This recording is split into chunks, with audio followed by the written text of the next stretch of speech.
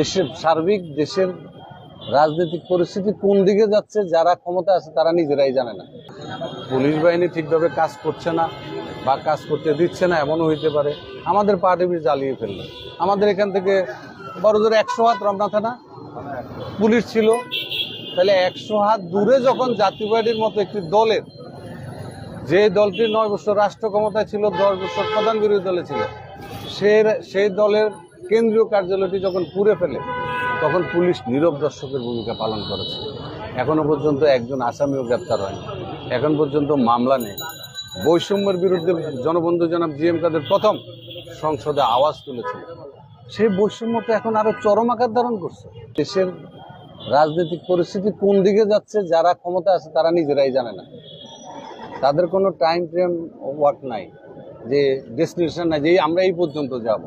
তারা নির্বাচন কবে করবে, তারা সংস্কার কবে করবে, কোন জায়গায় সংস্কার হচ্ছে, কেউ কোনো কিছু দৃশ্যমান দেখতেছে না, কোনো জনগণ দেখতেছে না। যার জন্য তারা এখনো সংস্কার কাল করতেই আছে।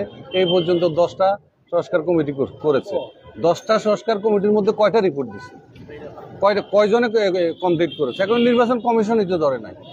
সুতরাং এটার শেষ গন্তব্য কোথায় এখনো বর্তমান সরকারই জানে না।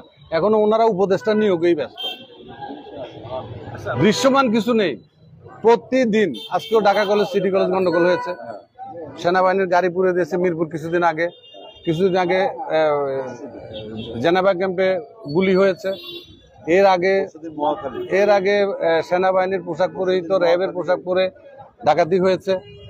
ওই শ্রমিক অসন্তোষ চলতেছে গাজীপুরে, এবং যুবদলে গতকালকে যুবদলে হাজারীবাগে গোলাগুলি হয়ে আজকে এক যুবদল কর্মী মারা গিয়েছে। সুতরাং টোটাল দেশ আনস্টেবল, জনগণ পুরো অস্থিরতায় আছে, জনগণ নিরাপত্তা বিহীনতায় আছে, আইন শৃঙ্খলার চরম অবনতি করছে। তারপরে আরেকটি কথা, না এখান থেকে উত্তরণের এটা আমরা এত তাড়াতাড়ি আশা করলেও হবে না। 3 মাস বয়স হয়েছে সরকারের, তারা আরো 3 মাস মানে টাইম বেঁধে দিয়ে টাইমের চাইছে যে 3 মাসের মধ্যে আমরা ঠিক করে ফেলব। কিন্তু ঠিক করা কিন্তু অত সহজ না। ঠিক কিন্তু করতেই আছে বসার পর থেকে ঠিক করতে গিয়ে দিন দিন পরিস্থিতি আরো অবনতির দিকে যাচ্ছে। কারণ আমরা দেখতেছি যে 3 মাস 11 দিন হইল সরকার ক্ষমতা নিয়েছে। যেদিন প্রথম ক্ষমতা নিয়েছে সেদিনই কিন্তু গাজীপুর এবং জামালপুর কারাগারে গুলি হয়েছে। 361টি থানায় দায়িত্ব নিয়েছেন 3 দিন পরে, 9 তারিখে, ঠিক আছে, 9 অগাস্ট। এরপর থেকে তো প্রতিদিন আছে যে যমুনা ঘেরাও হয়েছে, আনসার বিদ্রোহ হয়েছে, সচিবালয় ঘেরাও হয়েছে, সেখানে এক সমন্বয়কে মেরে হাসপাতাল পাঠিয়ে দিয়েছে। সুতরাং দেশের কোথাও আইন শৃঙ্খলা সঠিকভাবে প্রয়োগ হচ্ছে না, পুলিশ বাহিনী ঠিকভাবে কাজ করছে না বা কাজ করতে দিচ্ছে না এমনও হইতে পারে। আমাদের পার্টি জ্বালিয়ে ফেললো।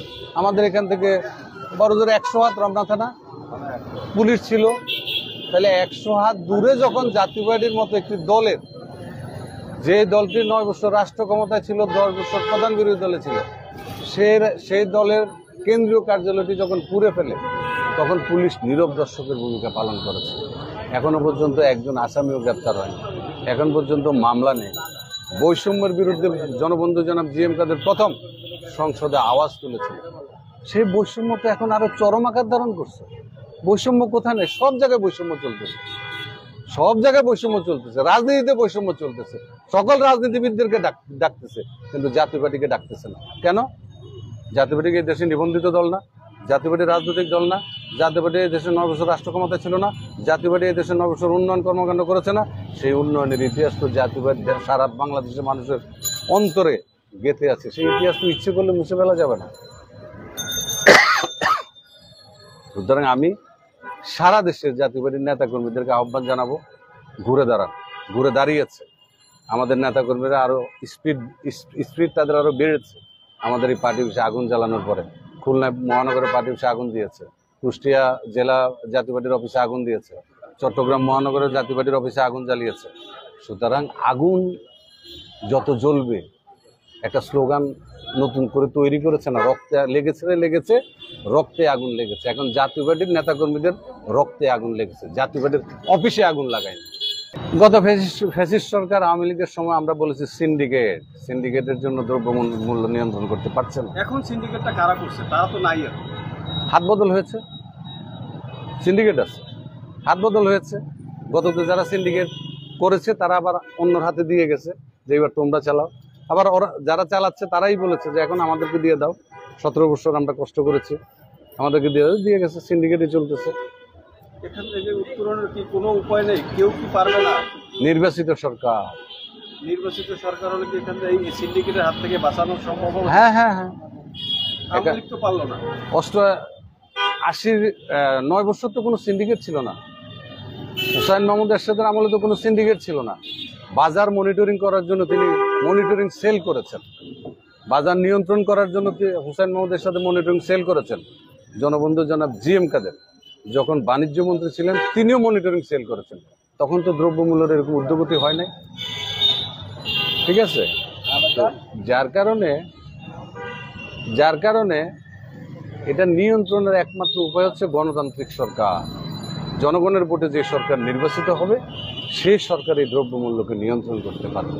মূল্যস্ফীতি 11.68 ছিল আওয়ামী লীগ সরকার পতনের আগে।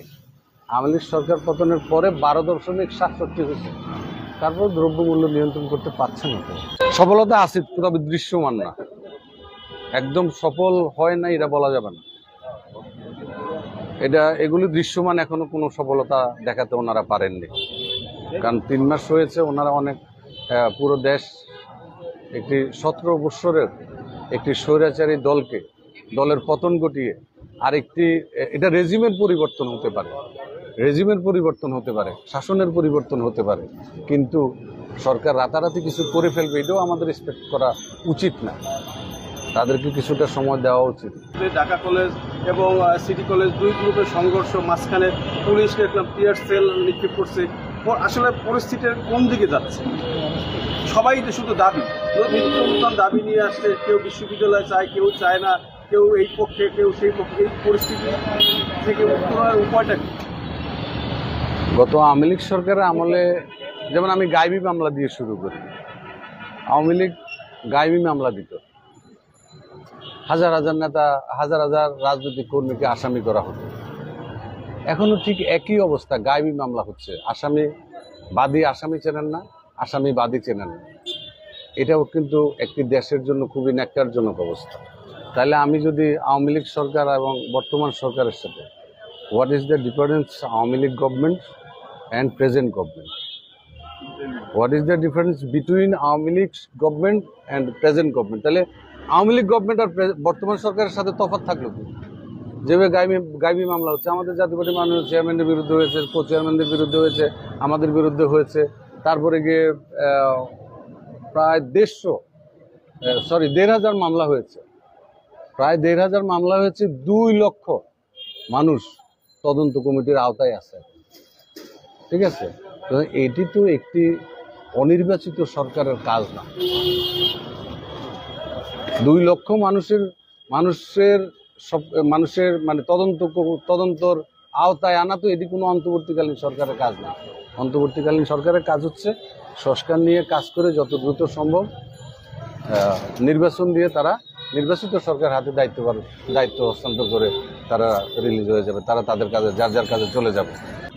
চায়নাতে 12 বছর বিশ্ববিদ্যালয় বন্ধ করে দিয়েছে, এত স্বীকৃতি দিয়ে কানপুর। তখন ঘরে ঘরে শিল্প কারখানা হয়েছে। আজকে চায়না ব্যবসায়িকভাবে পুরো বিশ্বকে নিয়ন্ত্রণ করছে। ঠিক তেমনিভাবে বাংলাদেশে এরকম ঘরে ঘরে কল কারখানা করা দরকার, বেকার যুবকদেরকে চাকরির ব্যবস্থা করা দরকার, নতুন নতুন উদ্যোক্তা করা দরকার। যারা নতুন নতুন বেকার যুবক উদ্যোক্তা হবে তাদের জন্য ওয়ান স্টপ সার্ভিস চালু করা দরকার। ওয়ান স্টপ চালু করা মানে হচ্ছে যে তিনি একটি কারখানা দিয়েছেন বা একটি শিল্প প্রতিষ্ঠান দেবেন, তিনি ওই এক জায়গায় গিয়ে, এক অফিসে গিয়ে যেন সকল কাগজপত্র, ব্যাংক লোন থেকে শুরু করে, তিনি যেন ওই জায়গা থেকে সকল কাগজপত্র একদিনেই পান, একই জায়গায় পান। 2 দিন হোক, 3 দিন হোক, একটা টাইম শিডিউল বাঁধা থাকবে যে 20 তারিখের মধ্যে এই লোনের সমাধান করতে হবে, এই পেপারসের সমাধান করতে হবে, তাহলে দেশ উন্নত হবে। একটি সরকারের মেয়াদ বাংলাদেশের সংবিধান অনুযায়ী 5 বছর। এটি বিশ্বের প্রায় দেশে। সরকারের মেয়াদ শেষ হওয়ার পরে 90 দিনের মধ্যে নির্বাচন দিতে হয়, এটা সাংবিধানিক বাধ্যবাধকতা। যেহেতু এটা একটি অন্তর্বর্তীকালীন সরকার, কোনো সংবিধানের মধ্যে তারা নির্বাচন দিতে হবে তারা কিন্তু বাধ্য না। তারা কতদিন থাকবে এটা সংবিধানও নাই, অন্তর্বর্তীকালীন সরকারের কোনো রূপরেখা সংবিধানে নাই কিন্তু। সুতরাং এটা পাবলিক সেন্টিমেন্টের উপরে নির্ভর, এটা জনগণ নির্ধারণ করবে তারা কতদিন থাকবে। এই সরকার তো গঠন হয়েছে জনমতের ভিত্তিতে, যদিও গণভোট হয়নি। বাংলাদেশে 3টি গণভোট হয়েছে, 91 সালে হোসেন মাহমুদ এরশাদ দিছিল, 85 সালে আর 78 সালে দিছিল জিয়াউর রহমান সাহেব, ঠিক আছে।